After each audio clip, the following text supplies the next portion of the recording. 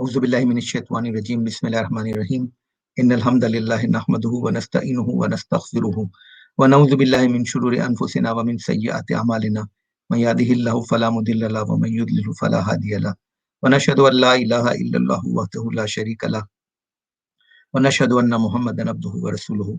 السلام عليكم ورحمة الله وبركاته. Inshallah, we'll continue our series of Ramadan reminders, and today is the 10th talk. We are continuing with the topic of Tajdeedul Iman, renewal of Iman. And inshallah, today we'll talk about Qiraatul Quran al Kareem wa Tadabbur Ayatihi, recitation of the Quran and pondering over its verses. Imam Al Ghazali has written a very famous book, Ihya'ul Ulumiddin, Revival of the Religious Sciences. One of its chapters is about the Quran, and inshallah, I will select some portions of it and present them to you. Inshallah, it will be a source of knowledge and barakah for all of us. So Ramadan is the month in which the Holy Quran was revealed. And there is a beautiful hadith in Sahih Bukhari that the Prophet ﷺ was the most generous of people.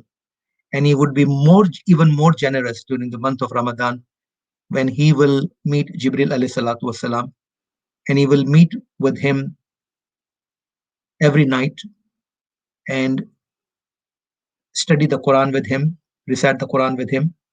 And the Prophet ﷺ was more generous than the blissful wind. In Ramadan, our focus besides fasting should be on recitation of the Quran and listening to it. We should try to finish at least one complete reading of the Quran, and it can be accomplished by one juz per day. It takes about 20 to 30 minutes, depending upon your speed, to finish one juz of the Quran. The division of the Quran into 30 juz is not from Allah subhanahu wa ta'ala, it's not from the Prophet sallallahu alaihi wasallam. It was done much later on. Imam al-Ghazali actually gives the credit to Hajjaj ibn Yusuf, that he was the one who divided the Quran into 30 juz to make it easy for people to recite one juz every day and finish it in 1 month. And Allah knows best.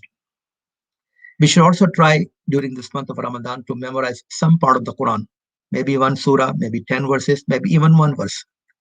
We should read tafsir of some part of the Quran. We should learn and teach something from the Quran, as the Prophet ﷺ has mentioned in a narration narrated by Usman radiallahu ta'ala anhu, that khairukum man ta'allama al-Qur'ana wa 'allamahu. The best of you are those who learn the Quran and teach it. Now here, allama doesn't simply mean learning how to recite the Quran through the rules of tajweed.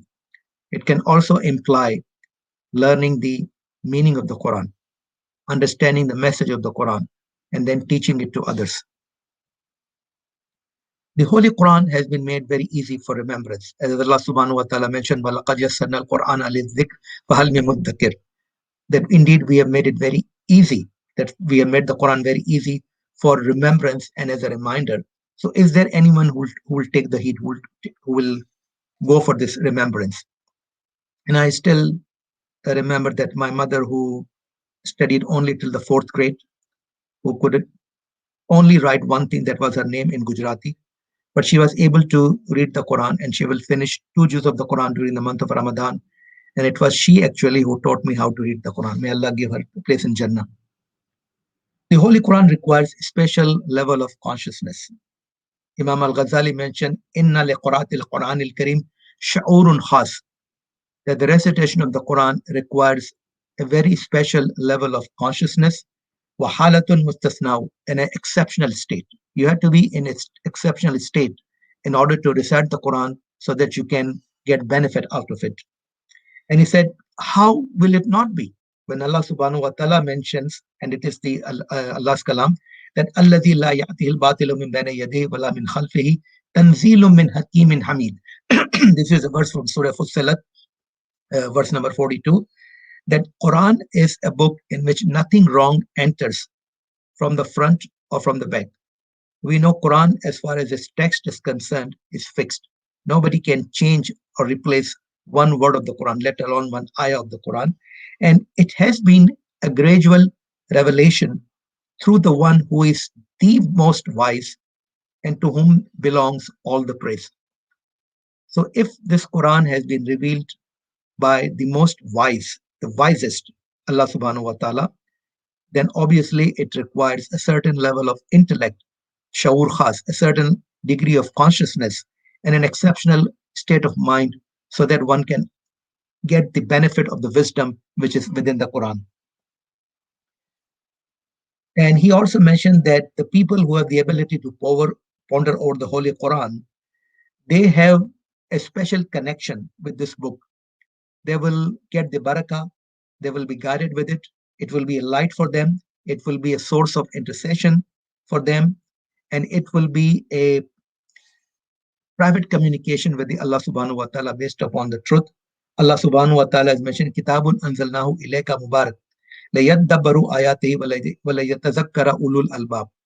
That Quran is a book that we have revealed to you, O Prophet sallallahu alaihi wasallam. It is blessed and a source of blessing so that they reflect upon its verses and that the people who have been given intellect will be able to remember it and to ponder over the meaning and to understand its real message.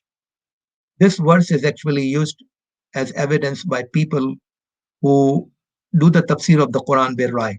There are two different approaches to the tafsir of the Quran. One is tafsir bir Riwaya, which is the explanation of the Quran, through the Hadith, through the opinions or the understanding of the Sahaba and so forth. And the other way of approaching the Quran is tafsir bir Rai, which doesn't necessarily mean that the Mufassir is only giving his opinion, ignoring everything else. They are highly qualified scholars. No one else should try to do that. They have studied the Quran, they have studied the Hadith, they have studied the Tafasir, and based upon their understanding, then they will explain the Quran and its message. Now, pondering and recitation, there are two different levels. Quran is easy for recitation, Quran is easy as a reminder, but reflection and pondering of the Quran is a much higher level. Ibn Abbas radiallahu ta'ala has mentioned that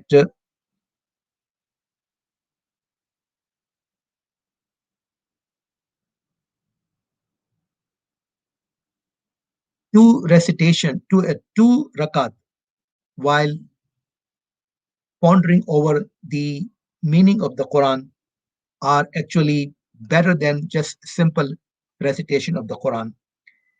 And when one is studying the Quran, one has to understand that the Quran is also demanding an action, which means that you consider what Quran describes as halal to be halal and don't make it haram. What Quran has described as haram, you don't make it halal. You follow the commandments of the Quran. You stay away from what the Quran tells you to stay away. And you keep pondering over the marvels in the Quran. As the hadith of the Prophet ﷺ reported in Tirmidhi mentioned, the La tanqadi ajaibuhu, that the marvels of the Quran will never finish. I will give you one advice and finish this talk. That the Prophet ﷺ said that no sin remains a minor sin when accompanied by persistence, which means israr, that if you have done something wrong and you continue to insist that no, it's not wrong, and no sin remains major when accompanied by the seeking of forgiveness. So with tawbah, even major sins are forgiven by Allah subhanahu wa ta'ala. A wise man said, do not belittle minor sins, for verily from them major sins grow.